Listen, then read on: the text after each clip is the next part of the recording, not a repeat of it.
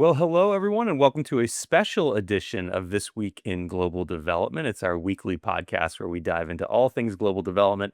And this week, we've got kind of a special angle that I think many people who care about climate change have maybe not considered. I'm Kumar, I'm the president and editor in chief here at Devex, and I'm joined by a couple of colleagues who I think have a lot to say on this topic, and I'm excited to get into it with them. Kathy Baughman McLeod is with us. She's the founder and CEO of Climate Resilience for All. And we've got Dr. Shikha Silliman Bhattacharjee with us, who's the head of research, policy, and innovation at Equidem. Nice to see both of you. Thanks for being with us. Nice to see you. Yeah, thanks, Raj. This week's podcast is actually sponsored by Forge, and that's a collaborative of philanthropic donors who are working to advance a global economy that works for all. Devex and Forge have had a longstanding partnership. We're working on this content series many of you may have seen called Women Rising, and it gets into an issue around climate change that I think a lot of people aren't familiar with. I'll just tell you, Kathy and Shika, like how I came to know of this issue myself. A couple of years ago, I was talking with a scholar in northern India, and he said to me, we're noticing this thing that we hadn't really understood or predicted, where women farm workers, as the temperatures are rising, um, they're actually having a lot of really serious health consequences. And we're seeing these consequences worse than in the men. And he thought, we didn't know what was going on. And we went there to try to figure this out. And we saw something that surprised us, and it shouldn't have, since we're from the area, we know the context. And that's, you can drink more water when the temperature goes up. But the women farmers were purposely not doing that because they didn't feel like it was safe to find a bathroom facility. And so they were drinking less water than was needed. And unlike the men who were drinking plenty of water, they were starting to have really severe health consequences from it as temperatures are rising. And that sort of was a little light bulb for me that there's a whole issue here. And I know the two of you have been thinking about and researching on this, the effects of climate on women workers in particular. It's much more far reaching than perhaps has gotten attention and the attention that it deserves. And that's what we want to talk about on this episode, because I think a lot of people who care about climate change are focused on it, understand it's happening now in a very big way, regardless of what the politics might be around it. And yet this particular angle has not gotten a lot of attention. And so maybe I can just start with you, Kathy, and you can give me a sense of sort of what is the issue and what's the scale of it. And let's have a real discussion about it. Super. Well, I'm delighted to be here. Thank you for the invitation and to Forge um, and to Devex. This issue is the issue. When women are impacted, and women are the backbone of communities and the care providers and the so much of what communities are, this impact of extreme heat specifically, and Climate Resilience for All is dedicated specifically to extreme heat and its effects and solutions for women in vulnerable communities, is that not just that they didn't want to drink the water, physiologically, women's bodies are disproportionately impacted by heat because of our hearts, our skin, the hormonal fluctuations. So our body temperature regulates differently. Then you add the socioeconomic aspects. And so our partners in South Asia have a rash on their body every single day of the year, which used to be about 4 months out of the year. And they have dizziness and headaches, miscarriage. Our partner, 6 members of our community partner, lost their lives in May of last year due to the heat because they're working outside. And that idea of they didn't have a place to go to the bathroom, they have to go outside. And so they don't want to do that. They want the dignity of a safe place to go. So they're not going to drink the water. And that has economic impacts, immense impacts. And men can work outside at night when the shifts are pushed to when it's cooler, and women need to take care of their kids. And so they're missing an entire shift of income. And so the cycle continues, and it's a huge issue. And there are many solutions, but you've hit it right on the nose. It is bigger than we know, and we are focused on 800 million informal women workers across the hottest parts of the world. And so, just to give you the size of the scale, that's a starting point. Yeah, I mean, that number is pretty arresting because, again, it sounds like this could be a niche issue, but there's a couple of billion informal workers in the world. In many countries, the majority of workers are informal. And I guess the estimate I'm seeing here is like 740 million are thought to be women. You're saying 800 million. It's around 10% of the global population that we're talking about. This is not niche. And they're facing these issues, especially with working outdoors, which seems to be a very common theme here. And in places where even if they're indoors, they're not going to have climate control. And so rising temperatures, and they are rising. I mean, this is not something that's coming in the future. It's already happening now in a big way. It's starting to have a real impact. Shika, you're based in South Asia. I think you're sitting in India. What are you seeing here when it comes to this issue? The population of informal workers, women workers who are employed informally in industrial informal sectors, that's just the tip of the iceberg. And so, partially what we're seeing is a situation that the workers who are getting hit hardest right now are the workers who are from the most economically vulnerable communities, working in the hottest temperatures, often with intersecting vulnerabilities. But there are canaries in the coal mine. And so, people who are wondering what is going to happen to the world of work, to working people as climate change accelerates, we're already seeing where it's happening. And so workers at the systemic edge are facing it now, but it's just a sort of preview of what's coming. And so the scale is really something that we need to reckon with across the world of work. Yeah, and it's not just like rural women. I remember speaking to women who are working in the informal sector, but they're selling products on the street. And so, their job is they get up in the morning, they go and they lay out a blanket or something. They have a small stool and a table, and they're, putting their products out to sell. And that used to be something they did for many, many years with less consequence. And now the heat has made it a real health issue. And, you were talking, Kathy, about like the actual, symptoms that people have, life-threatening and even deadly symptoms. Like this is happening. I spoke to women who have experienced it in their community. It's a real thing. And I guess the question is, you know, how much about this do we know? We've given a couple of anecdotes, but what is the state of play when it comes to this issue? Has there been significant research?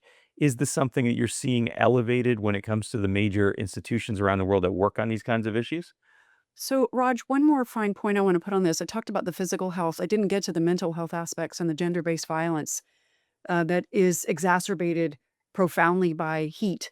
And so we all know when you get hot, you get cranky and you are frustrated, and all of these issues coming together, as Shika said, the intersectionality of it, that women are suffering the consequence of that. And then to the blanket and the items for sale, those items are also either melting, cracking, going bad before they can sell them in terms of fruits and vegetables and meats. What's ironic is we've been talking about extreme heat or global warming for 50 years, and now we're coming to this, extreme heat as the issue. And so when you say that, I would say the research is emerging. I mean, we know that for every 1 degree rise in global average temperature, a woman is up to 42% more likely for stillbirth or miscarriage. That there's also a link for every rise in reduction of household income in a woman-led household. So we're getting some of these early economic numbers as driven by health effects, but nowhere near enough to make this a mainstream conversation. Shika, your organization Equidem had a recent report about this, particularly looking at what Kathy just brought up, gender-based violence and harassment. Um, and what did you find? Like, what are the specific new things? Because I sort of get it, but I feel like I'm missing a little bit from why these issues are so exacerbated by rising temperatures.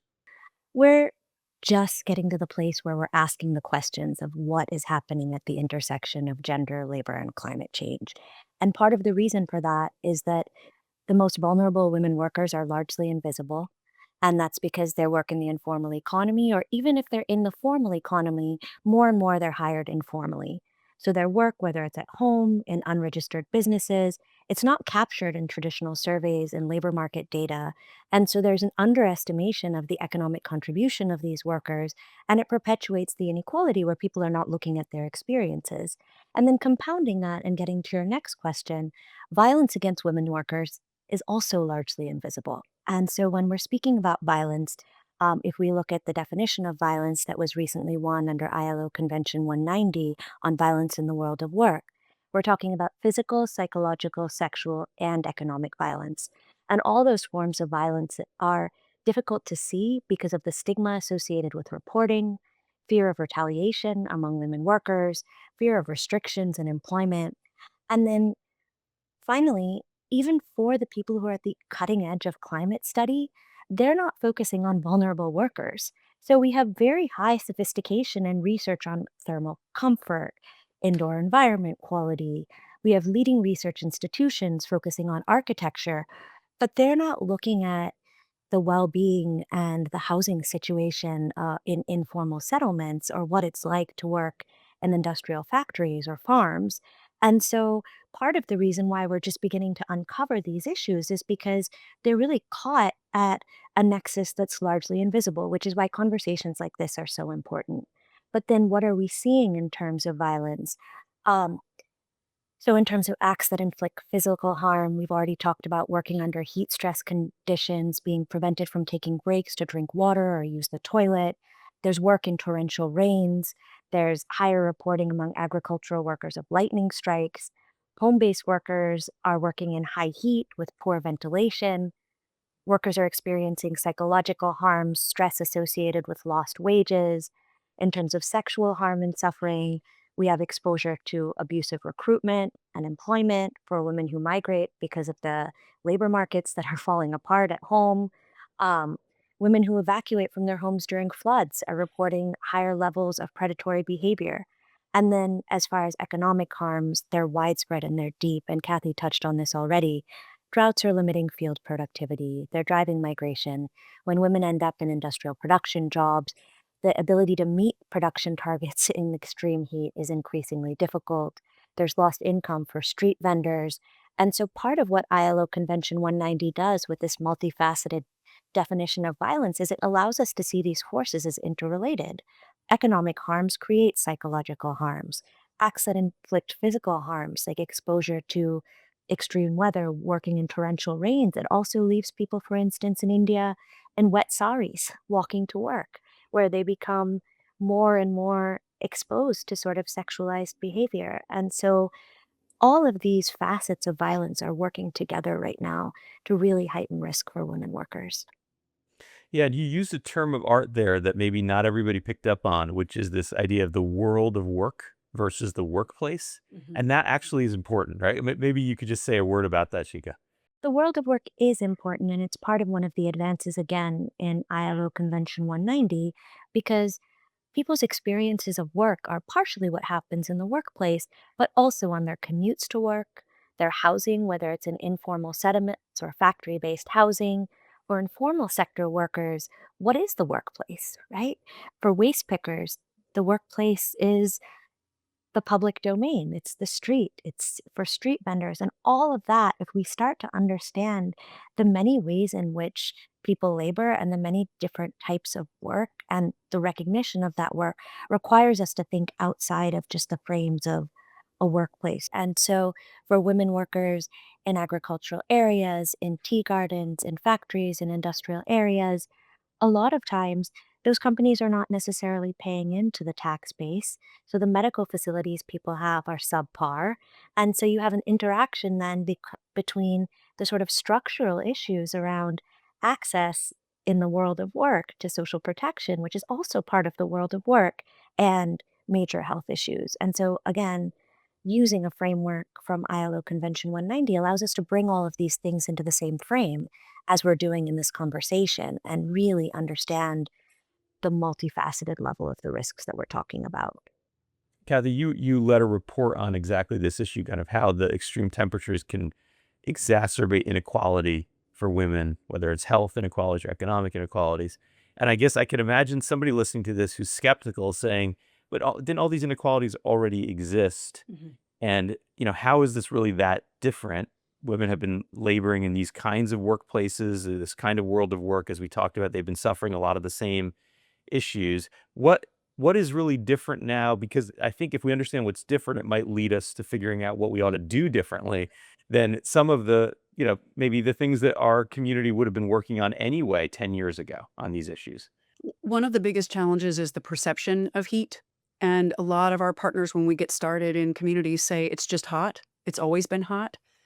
But when you dig down and you really ask about the experience that they're having and the way that they feel and the way that they are and Chika referred to this in terms of the productivity, in terms of what they're able to take home or the way that it's affecting their income. This is the case in the global south and the global north, that our perception, our brains are quite feeble in that we can't perceive the accelerated effect of heat. Um, as in its reality of how hot, how quickly it really is. And so the issue is that the acceleration of the heat, and it's not just the temperature, it's humidity, and there are changes in cloud cover. I mean, this is a gets into the meteorological, climatological analysis of what's driving the impact on the human body and our ability to survive and go to work and all the things that Shik is describing. And one of the key issues here is the heat literacy. You can call that our brains being feeble, or that our heat literacy is still too low to understand what's happening. And then, do we know what to do about it, as you say? And then, do we have the capacity to do it? And the beautiful thing about addressing extreme heat is that no one has to die from extreme heat.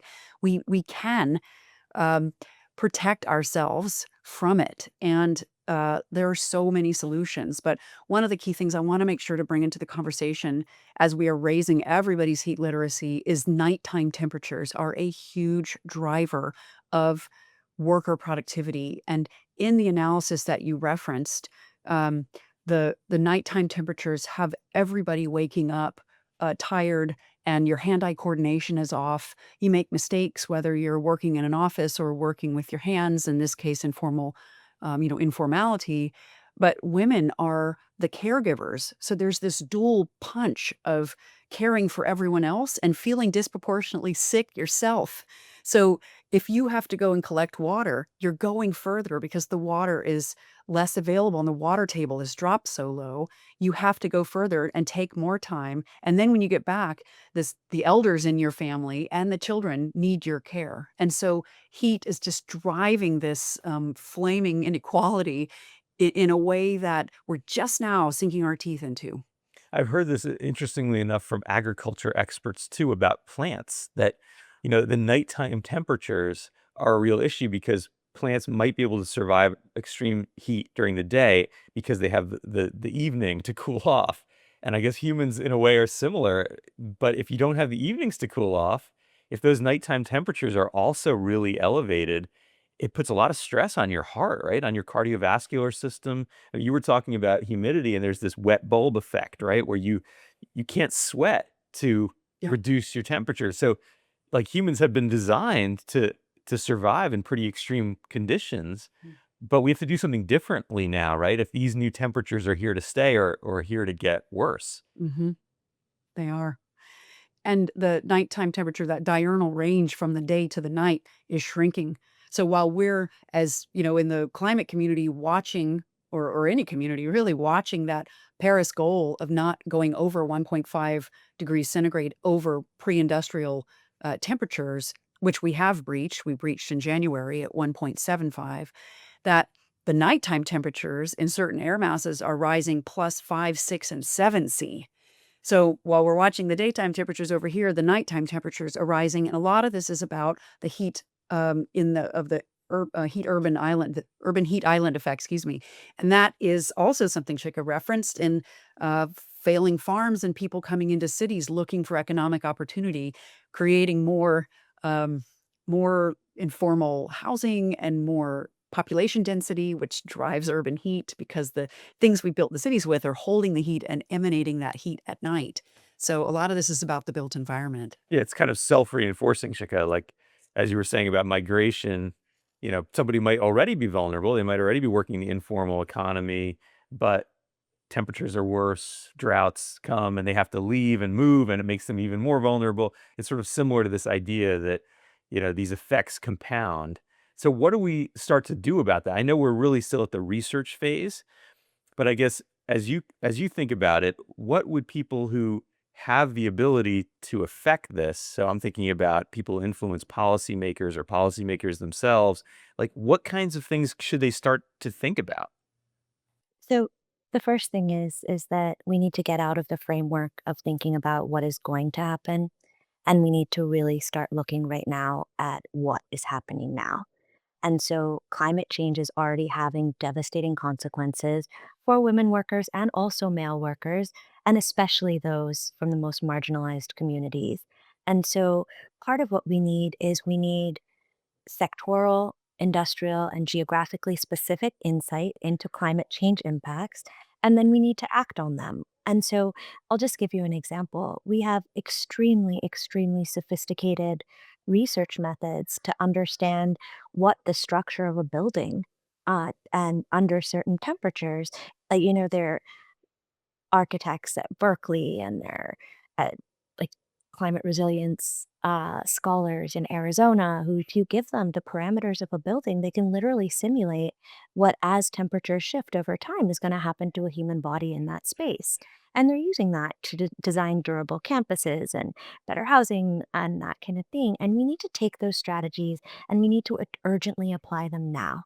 And so there's space for action all over the place in terms of business actors.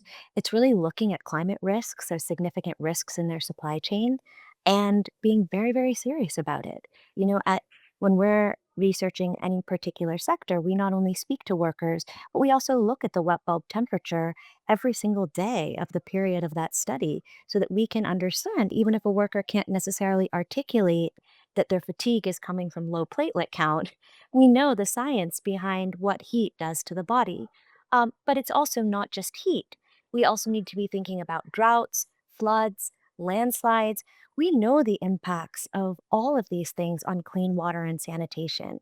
We know that droughts, floods, and landslides disrupt access to clean water and sanitation, and that increases risks to cholera and typhoid. Like, these are not new things. And so part of it is really saying so much of the projected conversation right now is about mitigation, right? How do we slow climate change? And that makes a lot of sense because it then um, it's about channeling money into the renewable sector. There's ways in which there can be business strategies for future mitigation. It gives people a chance to 30 years from now sort out their supply chain. And so, what policymakers and actors need to do is say, no, let's look right now. What are the risks on your supply chain? How are they exacerbated by heat? And what are the inroads we need to address them? And then the solutions are there. So, it's not that we don't have the research methods. People know how to study the environment. We know how to study gender based violence and harassment, and we even know how to study it in the world of work. We just need to have the space and the sort of commitment to addressing these things hand in hand. And then the science is there. It's about asking the right research questions and driving actionable solutions. And I would think a lot of the adaptation are things that governments want to invest in anyway and kind of need to invest in anyway for development purposes. It's things like electrification or transportation, right? Or, more resilient agriculture or water and sanitation systems. Like a lot of these would be the same sorts of things. Now, maybe with the knowledge of what temperatures are doing to people, it might change your urgency. It might change the places you invest in or the people you're trying to reach who are most vulnerable.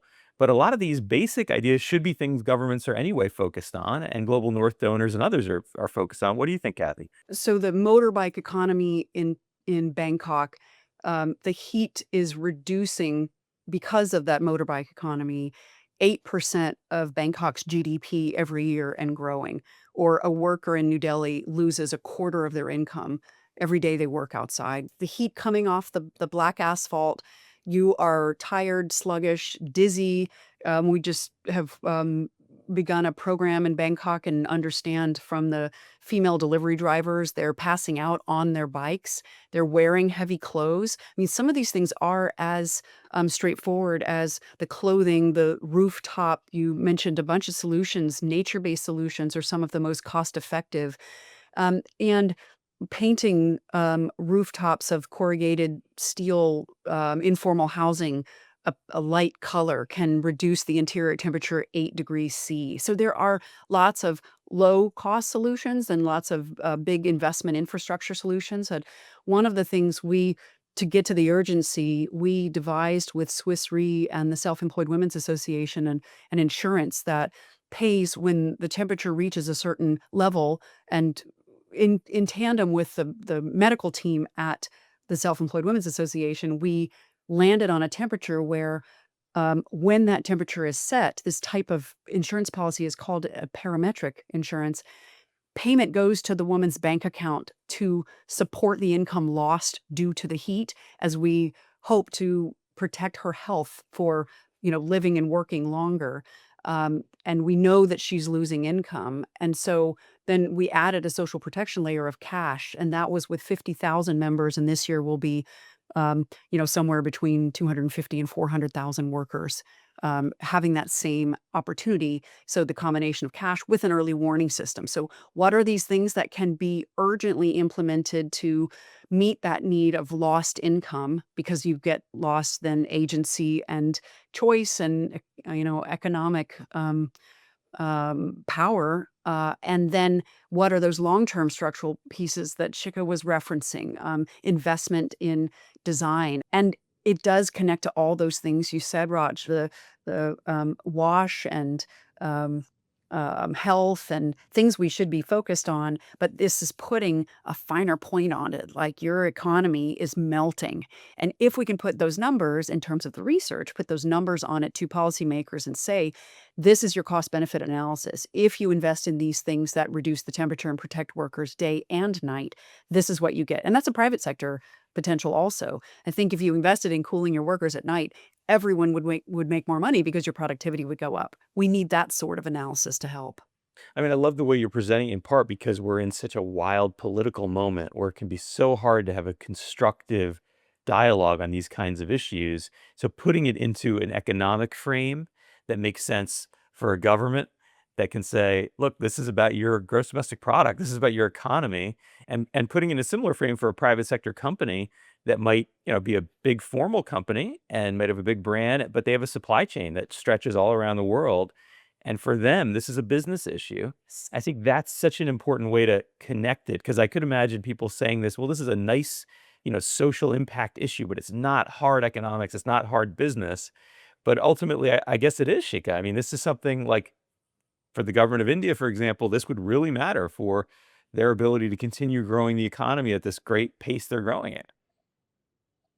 For sure. Absolutely. And again, I think what we're saying is that none of these issues are new, but what is new is the ways in which the acceleration of climate change is actually just accelerating the impact of all of these issues. And where we're seeing the impact is on the bodies of women workers.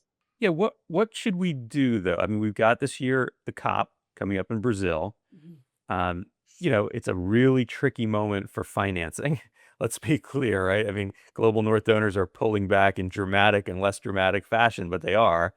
So, what do you want to see policymakers sort of do differently now? We talked a little bit about it, but especially in the lead up to COP, what are some of the messages you've got for people? Maybe Shika, we can start with you. Yeah, and I think this goes back to what I was saying before is that we need to, yes, mitigation is important, but we also need to have real dedicated conversations about adaptation and resilience that are about what is happening now. And that's what's happening in a range of different geographies and a range of different sectors. And heat is part of it. But many areas don't just experience extreme heat. In fact, extreme heat and droughts are often followed by floods and landslides. And so Equidem had a recent study of migration for employment in domestic work and nursing from Ethiopia, Kenya, and Uganda to Saudi Arabia and the UAE. And we found that basically 57% of the women workers that we spoke to were migrating from climate affected areas of East Africa. And they were migrating from areas that were not just facing one climate impact, but many of them and manifold. And so, Mhm. on one hand, we're talking about the labor force that is migrating and sending back remittances to Ethiopia, Kenya, and Uganda. But we're also talking about the workers that are going to fuel the development of the explosion of the health sector in Saudi Arabia and the UAE. And so when we're thinking about productivity, it's not just about developing countries, it's also about receiving countries that rely upon that labor. It's not just about developing countries, even if people aren't migrating because so much of the capital that is extracted from labor supply chains is about global north countries and those economies. And so in some ways splitting out what is good for global south and global north workers in this particular case, like we are talking about global climate change and it's an everyone issue.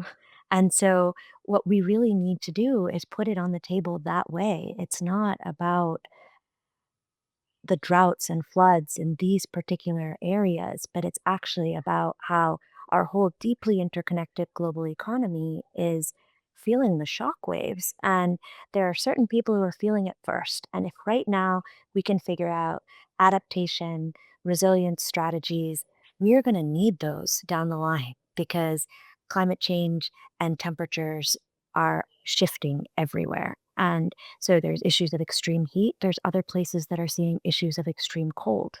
And each of these are areas that we need to grapple with. And grappling with it now when it's at the scale that it is and coming up with robust and durable solutions needs to be a global project because we're going to need it all over the globe.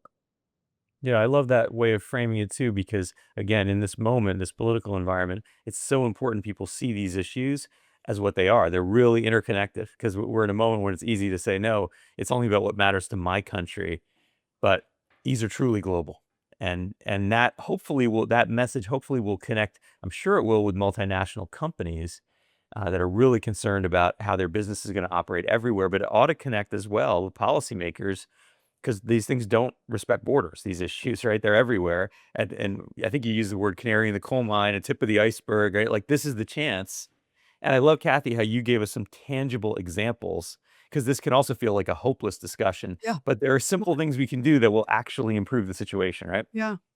And I think one of the things that is, um, this you talked about, Raj, the political dynamic we're in, that, businesses love simplicity in terms of, or I should say, investors love simplicity. And so this intersectionality, we need to translate it into messages because the message landscape is packed with truths and untruths and numbers being thrown around. And so to break through on that cacophony of messages, economic and other, is essential to get to this piece that is protect your own interest. And while that is not the message that drives our work or Shika's work or Devex work, it's not that. But if this is the environment we're in, then this economic argument is essential. And so understanding the numbers that go with each of those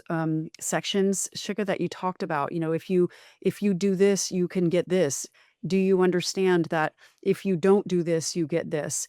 And while that seems ham-fisted in the reasons we do what we do, we're practical realists and also in a hurry.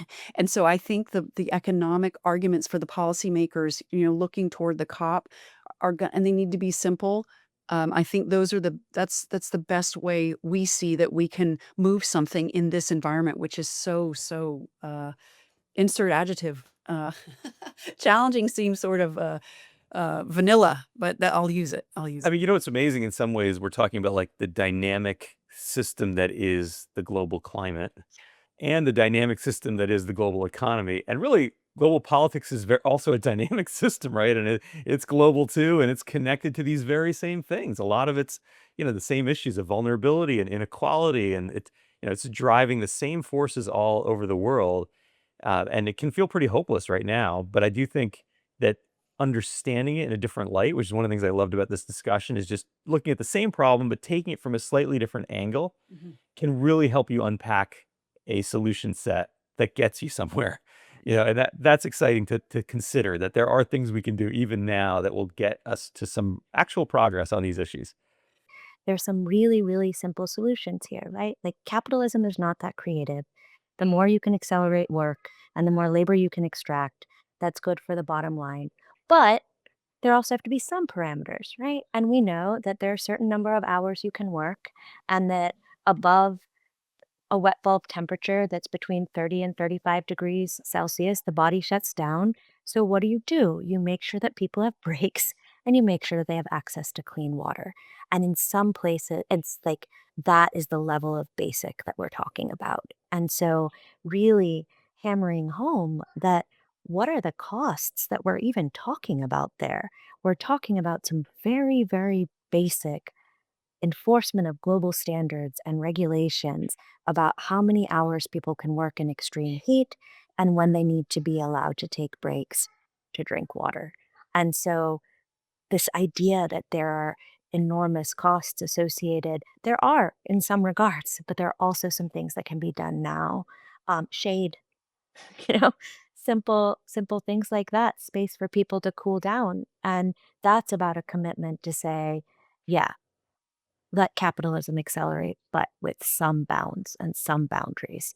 And so I hope that that's where countries will come in and say, we have at least some basic parameters around these things. Yeah, I love how earlier, Shika, you talked about architecture because I think it's a great analogy here too, where in a lot of desert climates, people invented beautiful architecture, inexpensive architecture with local materials that actually provide a lot of what you're talking about, shade, and they create wind flow and they allow people to live in really harsh environments. And there's a lot we can learn from Mm. really basic human ingenuity over time and lots of indigenous cultures. This doesn't all have to be, an air conditioner on every home, Right. and it doesn't have to be some huge investment. There's a lot we can do that's small scale. Kathy?